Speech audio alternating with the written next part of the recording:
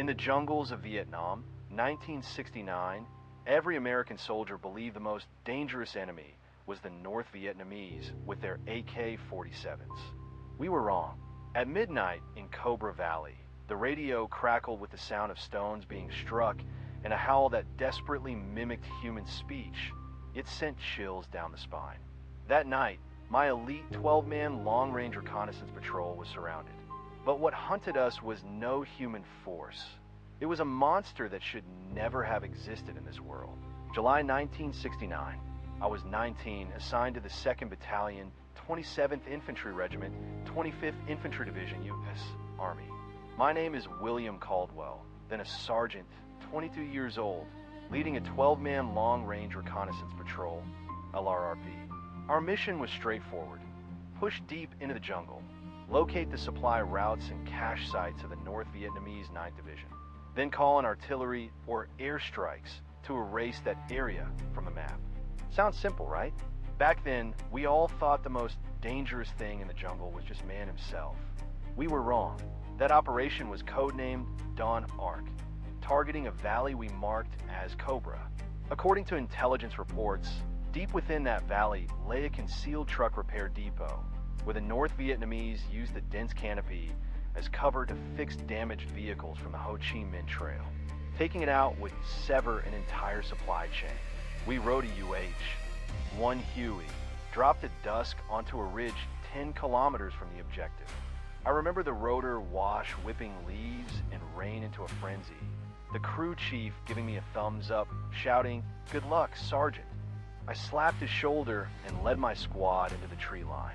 The helicopter's roar faded, leaving only the jungle sounds. We moved along a dry creek bed for about 3 hours, and night fell completely. Let me tell you what the jungle night is like. It's never quiet. The night jungle is a different life form, breathing its own rhythm. Insects screech like grinding metal. Night birds whisper nearby, and occasionally you hear the sharp crack of a large animal snapping a twig in the distance. But these sounds were familiar to us, even a cover. You could gauge safety from the noise. If the bugs suddenly go silent, it's time to tense up. That's what vets call jungle sixth sense. You can't learn it, only survive patrol after patrol turn. What truly felt wrong started around midnight. I was hunched over a map and compass, shielding a flashlight with a poncho to check coordinates. My radio man, an Italian kid from Chicago we called Pimp Mario, suddenly tapped my arm. He didn't speak, just raised a hand with fingers spread. Our hand signal for freeze. The squad locked in place like stone, 12 men crouched in waist-high ferns. Fingers on M16 trigger guards, breaths held to a whisper. I could hear my own heartbeat. 1, 2, 3. Then I heard it, a sound from deep in the valley, maybe 1 or 2 kilometers away. At first, I thought it was some bird we didn't know or a wounded monkey, but it was too rhythmic. Dear God, that rhythm was what made seasoned vets' hair stand on end. It was a howl, low and drawn out, starting with a guttural, chest-deep rasp, then climbing to an impossibly high, almost whistle-like pitch, and ending in a rapid, short burst that sounded like human laughter. Ho, ho, ho. That wasn't an animal. We've heard animal calls 1,000 times. Their instinct, random. But this sound, listen closely, it had a terrible, imitative quality. As if something was trying to speak, trying to convey information in a way we couldn't comprehend. But its vocal cords weren't designed for it. That sound cut straight through the jungle, like someone breathing in your ear. Private First Class Jenkins, my point man, a farm boy from Arkansas, turned to look at me. His face was smeared with black and green camouflage paint, but I could see the raw bewilderment in the whites of his eyes. He mouthed silently, "Sergeant, what is that?" I shook my head and signaled with hand gestures for everyone to tighten formation and maintain radio silence. According to the rules of engagement, we couldn't open fire until we identified the enemy. But that sound didn't belong to the enemy. It didn't belong to anything I was trained to confront. We halted for about 5 minutes. 5 minutes in the jungle, especially after hearing a strange sound, feels like 5 hours. Everyone was searching with their ears, trying to recapture that noise. But it vanished as if swallowed by something. The jungle's ambient noise filled our eardrums again. Insects, frogs, the rustle of wind. Everything seemed normal. I pushed down the doubt churning inside me, made a hand gesture to signal the mission to continue. I told myself it was nothing, maybe a leopard or some kind of monkey. This place had everything. This was the first clash, not a hail of bullets, but the unknown. We thought we understood this jungle. In that moment, the jungle proved it had corners we hadn't even imagined. The march through the latter half of the night was terrifyingly quiet. So quiet that you started unconsciously noticing every sound that shouldn't be there. We skirted several bombed out areas. We called them the lunar surface, barren, with twisted branches that looked like skeletal fingers in the moonlight. Everyone's pace quickened involuntarily. No one said it, but everyone was thinking about that sound. We just wanted to reach the designated observation point as fast as possible, establish defenses, and wait for dawn. Dawn meant a sense of security, even if only psychological. I kept telling myself it might have been a gibbon injured by a trap or some other undiscovered species. Command got reports like this regularly. Soldiers claiming to see giant lizards or strange wild men. But it was always chalked up to stress, fatigue, and the psychological pressure of the jungle itself. As a non-commissioned officer, my duty was to make sure my men weren't distracted by these intangible things. Just as I was convincing myself with a rational explanation, the radio crackled with Pimp Mario's lowered voice. He'd been monitoring the emergency frequency, suspecting after that sound that another friendly unit might be nearby, or maybe someone's radio was malfunctioning. But he said the earpiece had nothing but static. No, not nothing. He handed me the headset, and in the moonlight, the look on his face reminded me of my grandmother's pallor before she died. He said, "Sergeant, listen to this." I pressed the earpiece to my ear. There was heavy interference. Vietnam's electromagnetic environment was always chaotic, but I could make it out. Beneath the hissing background noise, there was an extremely faint, rhythmic vibration. Not Morse code, not speech. It was a low-frequency, repetitive tapping sound, like someone striking a larger stone with a smaller one. The rhythm was thump-thump, thump-thump-thump, thump. It cycled over and over without pause. 1, 2, then 3, then 1. Patterned, purposeful. We had no relay stations between us, and the bottom of this valley could absolutely not have any ground-based friendlies. So who was tapping stones on my emergency frequency? Who was using a method to send me a signal I could never decode? That thought made the hairs on the back of my neck stand up. Not a metaphor, a real, physical reaction.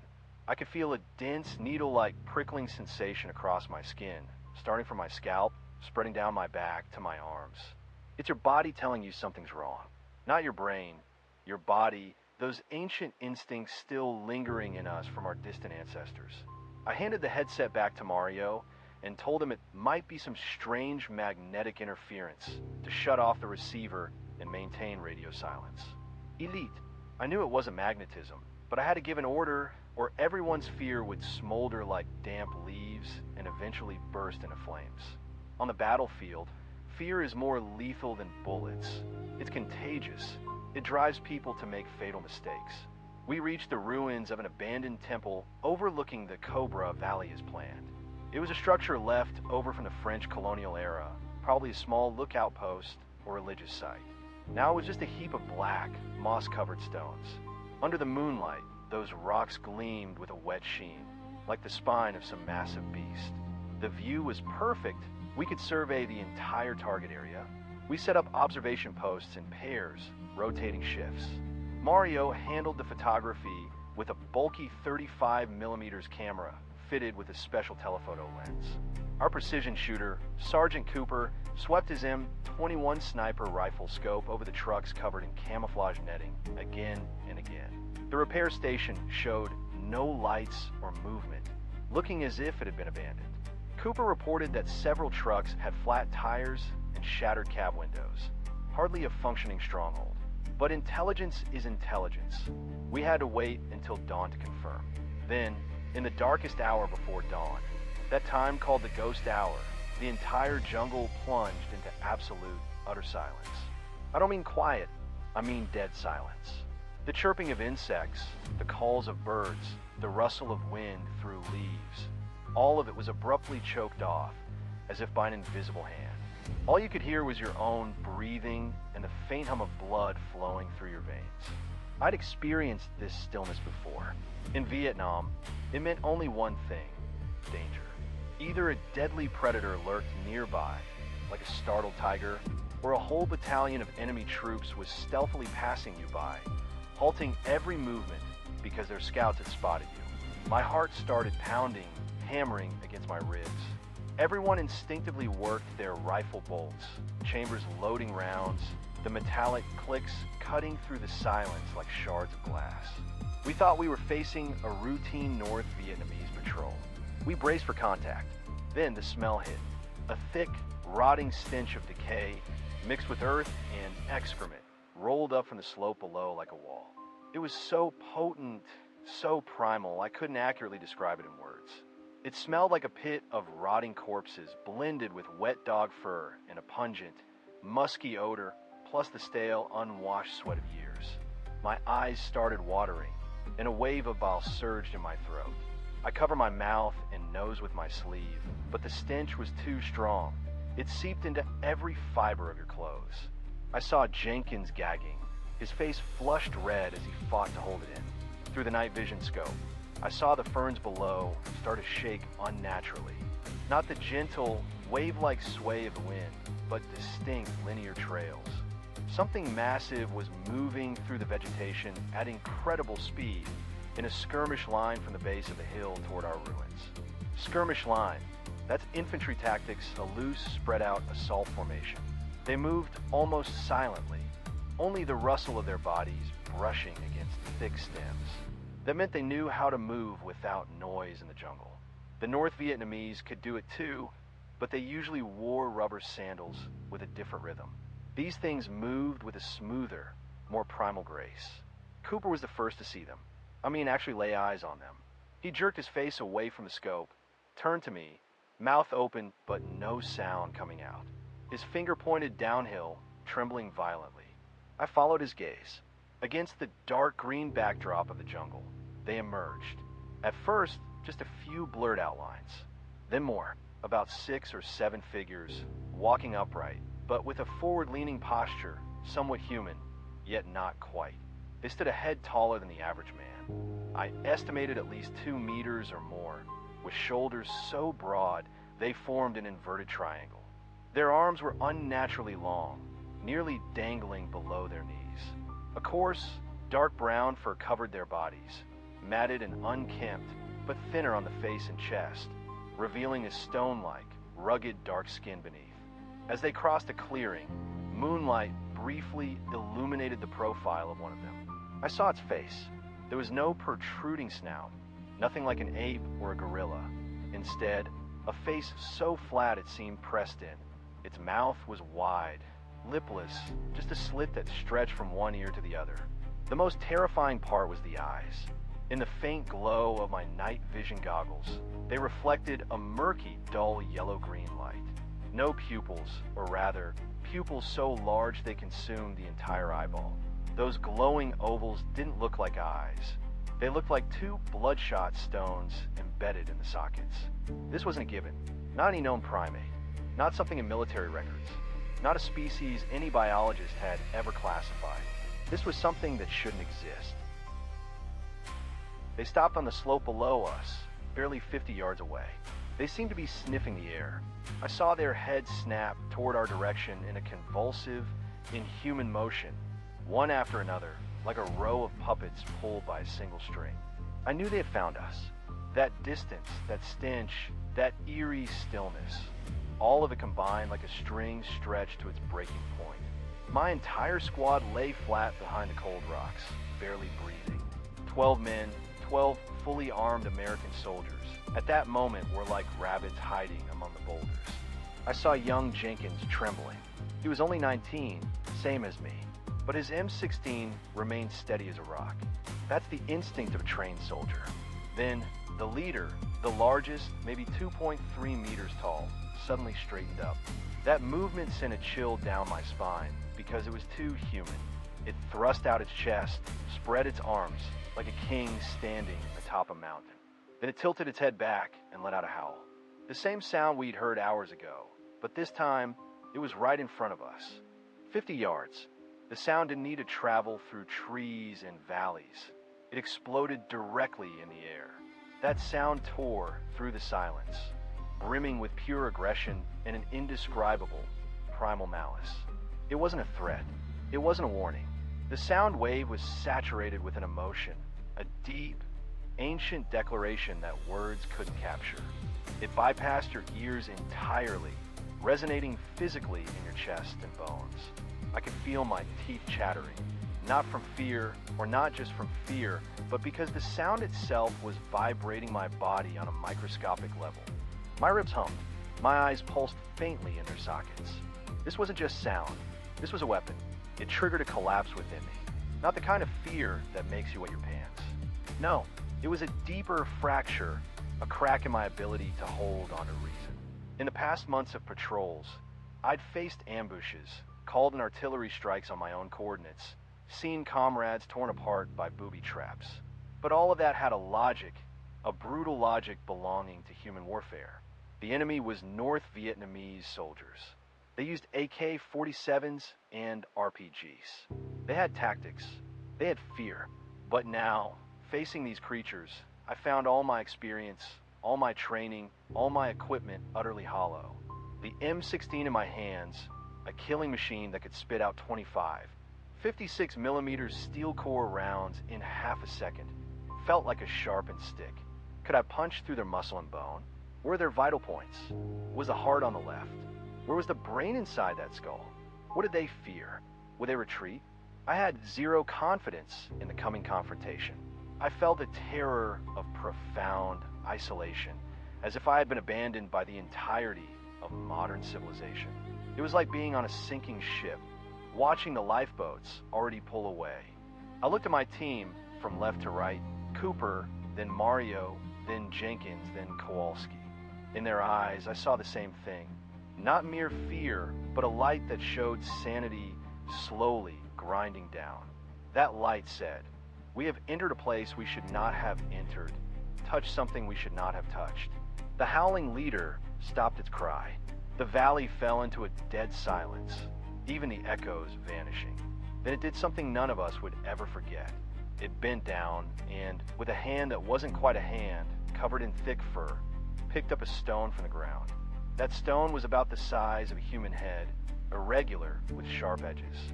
Before we could react, it hurled the stone at a large tree to our left front with a fluid motion, like a professional baseball pitcher. The stone's velocity defied physics.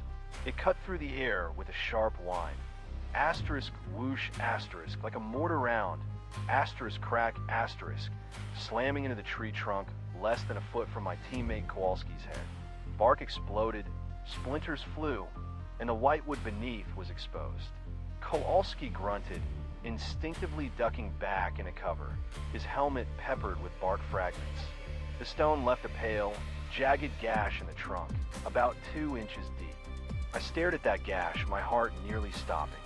At that size and speed, if it had hit my teammate's head, his helmet and skull would have shattered like an eggshell. This wasn't an animal throwing things randomly. Animals throw without aim.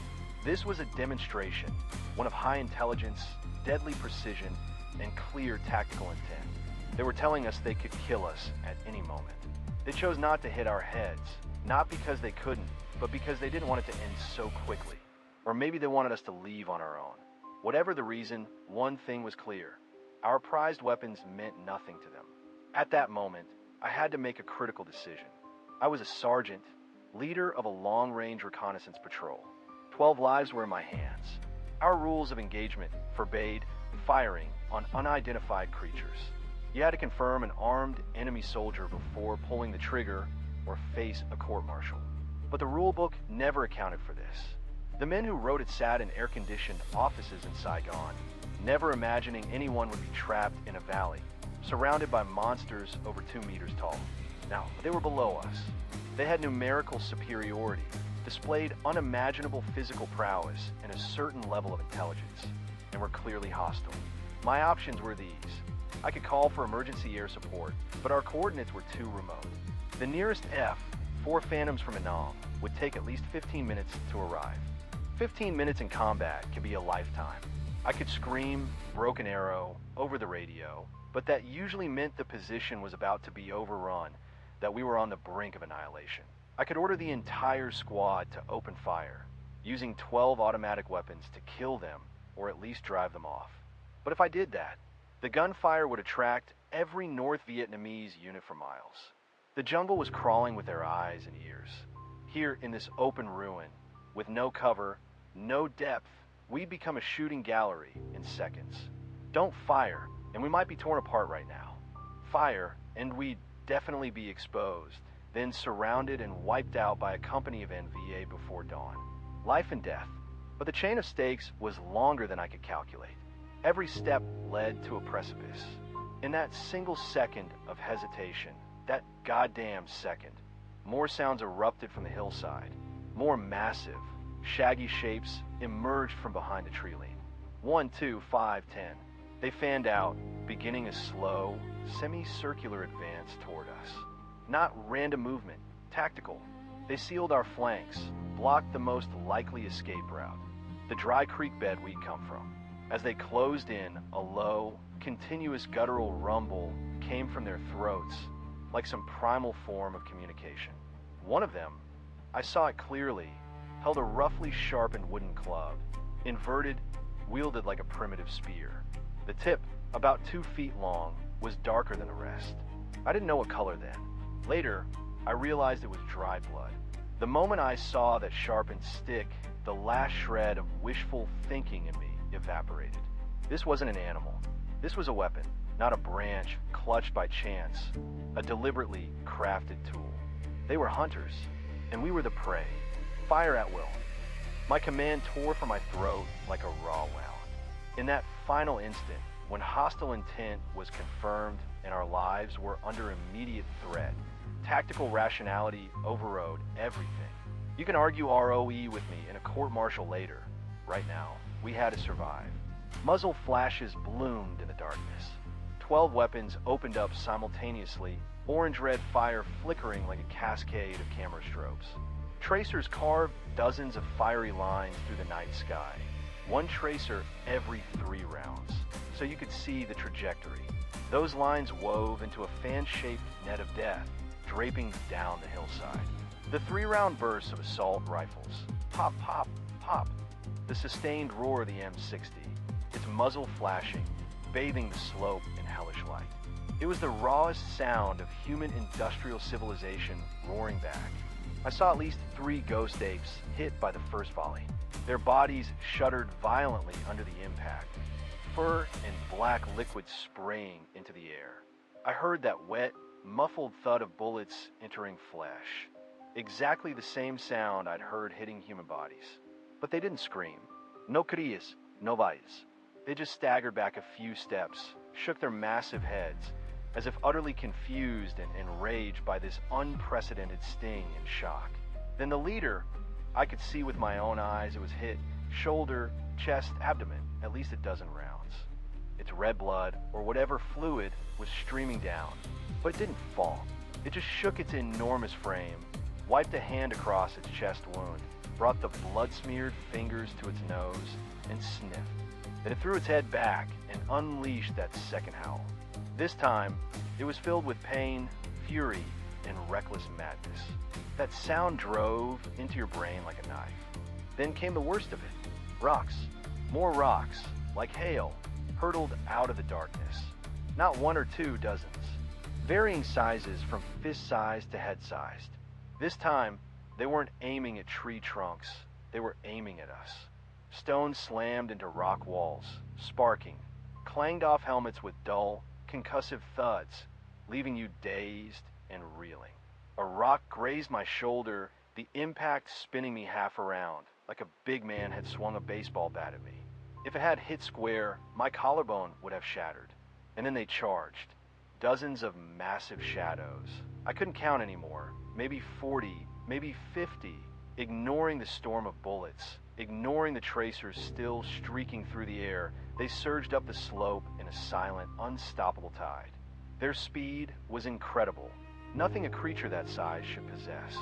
I emptied 2 magazines, my hands numb from the recoil. My eardrums were filled with gunfire and shouts. I saw Cooper's M21 hit one in the head repeatedly. That was a 7. 62 millimeters sniper rifle. The thing's head snapped back, blood blossoming in the air.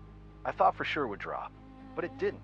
It just wiped a hand across its face, bloody fragments, maybe bone, sticking to its fingers. Then it kept coming toward us. Fear blurred my vision. I could feel my hands trembling. My lips were moving, but I didn't know if I was praying or cursing. The stench thickened, mingling with a sharp, burnt rubber chemical odor emanating from their blood. The very air felt poisoned. At point-blank range, maybe 15 yards, a massive shape lunged at our perimeter. It cleared the ancient stone wall like a black tidal wave. No slowdown, no hesitation, it charged straight toward my left flank.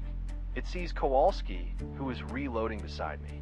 Kowalski was a big man, a Polish kid from Michigan, at least 200 pounds. But that thing picked him up like a rag doll, one hand gripping his tactical vest shoulder strap, the other grabbing a leg. Kowalski let out a harrowing scream, the kind you never forget, the shriek of a grown man in absolute terror. He tried to smash it with his rifle, but he was like a kitten dangled by the scruff. The thing just flicked him a casual, effortless motion and hurled him like trash into the distant tree lane. Kowalski's body flew at least 30 feet. His scream cut off midair, replaced by the sickening, wet thud of flesh against a tree trunk, like a ripe fruit splattered against a wall. My adrenaline hit its peak. All reason, all tactical thought evaporated, replaced by raw, primal fury and fear. I emptied an entire magazine into the monster's back, 20 rounds of 5, 56 millimeter steel core, one after another, until the bolt locked back with a crisp click. It stumbled, catching itself with one hand on the ground, then slowly turned its head to face me with those murky, ancient, hate-filled yellow-green eyes. For that second, we locked gazes. What I saw in those eyes, I'll never forget. They weren't the eyes of a beast. A beast's eyes hold only hunger and fear. These held something else, something heavy, ancient, accumulated over millions of years. Something non-human, yet understanding of humans with contempt. It looked at me like I was a bug that had wandered into its territory. Air support.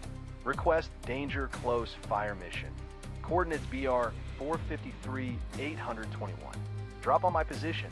Drop on my position. Say again, we are being overrun. Casualties unknown. Ammunition low. Drop on my position. I don't know how I managed to shout that coherently. Mario was at the heart of our firefight, clutching the radio, ignoring bullets and rocks flying around him, activating the emergency beacon and screaming into the handset over and over. His voice was completely hoarse, but he kept calling. It might have been the bravest thing I've ever witnessed. The creatures kept coming, seemingly indifferent to casualties. No, not indifferent, but conventional rounds were terrifyingly ineffective against them. Unless you hit the brain or heart directly, and likely multiple times, they were like tireless killing machines. I saw one riddled with bullet holes still charging. I saw another with its left arm blown off, dangling at its side. It continued hurling rocks with its remaining right hand. I watched my men fall one by one. My fire team was torn apart like paper. I threw grenades, launched rifle grenades. Explosions erupted in succession. The entire hilltop looked like the mouth of hell. Fire, smoke, screams, howls all blended together, just as we were on the verge of being completely overrun. And I could even see the slime, whether saliva or blood, dripping from one creature's canine teeth. The roar of jet engines tore through the sky. That sound ripped through the clouds above, growing from distant to near in seconds, becoming a deafening thunder. 2F, 4 phantoms like mythical beasts, shredded the low-hanging clouds. They flew extremely low, almost brushing the treetops. I could see the pylons under their wings, the reflection off the pilot's helmets. They had picked up our laser designator signal. First came a string of flares, drifting slowly beneath parachutes, bleaching the entire valley a stark, sickly white. It wasn't daylight. It was harsher, colder, like the lights of a hospital operating room. In that unnatural glare, I saw the whole battlefield for the first time. The blackened ruins we were holed up in. The golden shell casings scattered everywhere. Our comrades, blood-soaked, lying on the ground.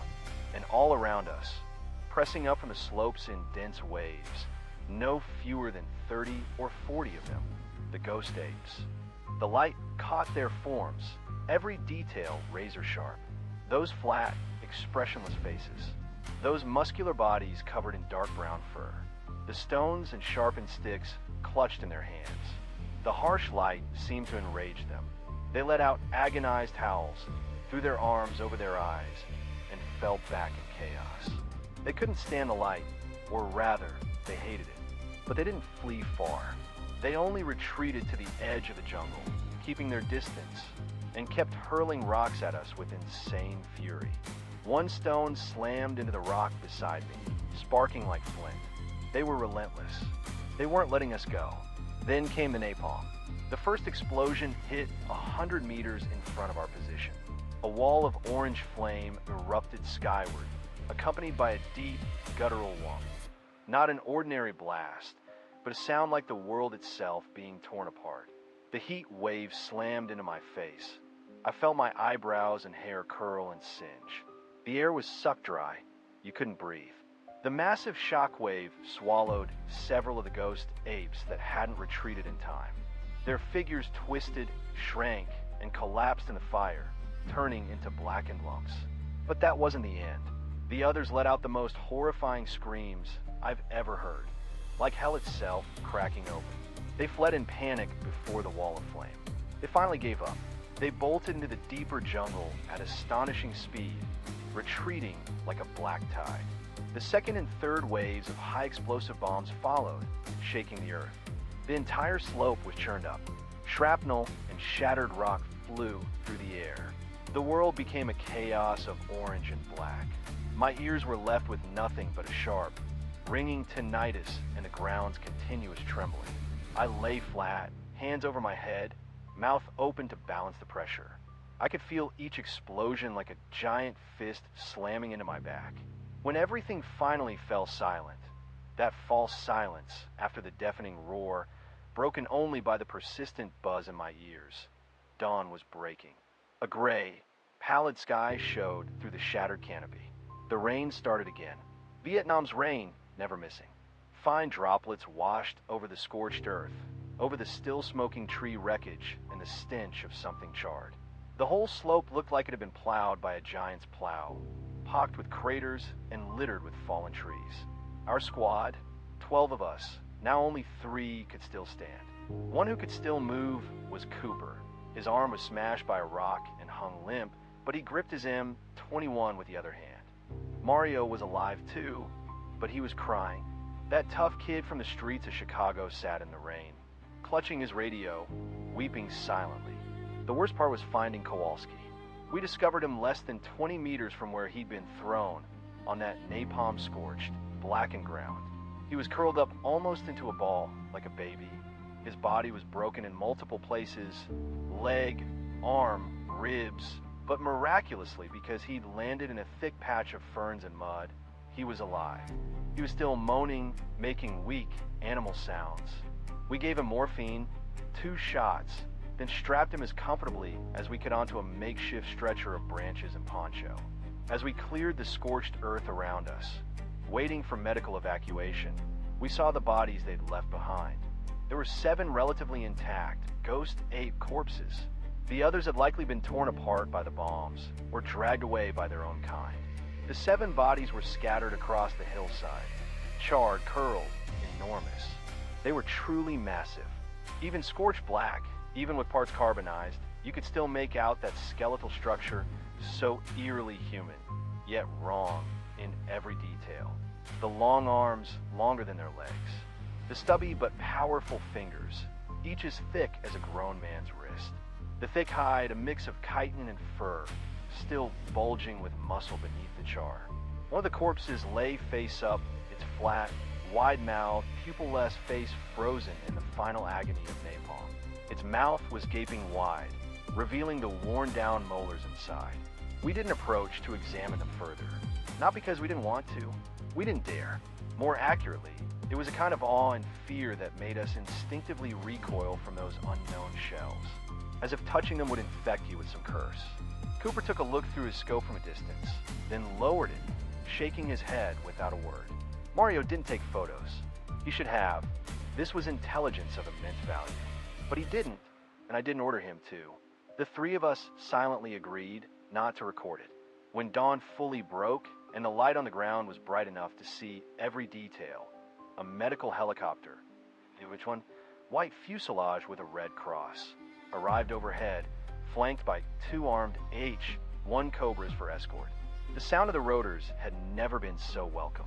As the helicopter touched down on the hillside, the rotor wash kicked up charred ash and dirt, swirling like a black snowstorm. We loaded the wounded. Kowalski was strapped in, and a random medic frowned as he examined his injuries. After we got everyone who could walk aboard, an unfamiliar lieutenant colonel jumped out of the helicopter. He wore a clean, crisply pressed combat uniform, his face ashen, his eyes sweeping over the blackened, corpse-stinking hillside. He didn't look at the wounded. He walked straight to me, the still-standing survivor, covered in blood and mud. He didn't ask for my detailed report. Instead, in a calm but absolute tone, he told me. Not asked me, told me. That what we had encountered last night was an assault force of elite North Vietnamese army personnel, possibly mixed with a special platoon for unconventional operations. He said they were trying to use unusual tactical methods and psychological warfare to sow panic and break the morale of our forward units. As he spoke, his eyes locked onto mine, unblinking. I looked at him. Rainwater dripped down my face, mixing with mud and someone's blood. I said, "No, sir. That wasn't North Vietnamese. That was something else." He was silent for a few seconds. In those seconds, I could hear the distant roar of helicopter rotors, the faint moans of wounded comrades. Then he stepped closer, his face inches from mine, close enough for me to smell his aftershave. His eyes were as sharp as scalpels. He spoke to me, word by word. "Sergeant, you are suffering from extreme combat fatigue and prolonged sleep deprivation. Your senses are severely impaired. You saw what you wanted to see. For the sake of your men's morale and the inquiry you may face, what you encountered last night was, and is only, a North Vietnamese Army Special Platoon. Understand?" I understood. What was there left to understand? In that moment, I understood everything. I understood why he was here. I understood why the escort was fully armed Cobras instead of the usual Hueys. I understood why his eyes were so piercing, his tone so certain. This wasn't his first time handling this. There must have been dozens, hundreds of soldiers like me who saw things in the deep jungle they shouldn't have and were told by officers in clean uniforms that they were just tired, just hallucinating. All the evidence we might have brought back, those shell casings, those uniform fragments soaked in unknown blood, those memories seared into our minds, were classified as top secret or inadmissible. I never heard another word about those 7 charred corpses. It was as if they had never existed. The 3 of us who survived from my squad, me, Cooper, and Mario, were reassigned to different units within the next 2 weeks, hundreds of miles apart.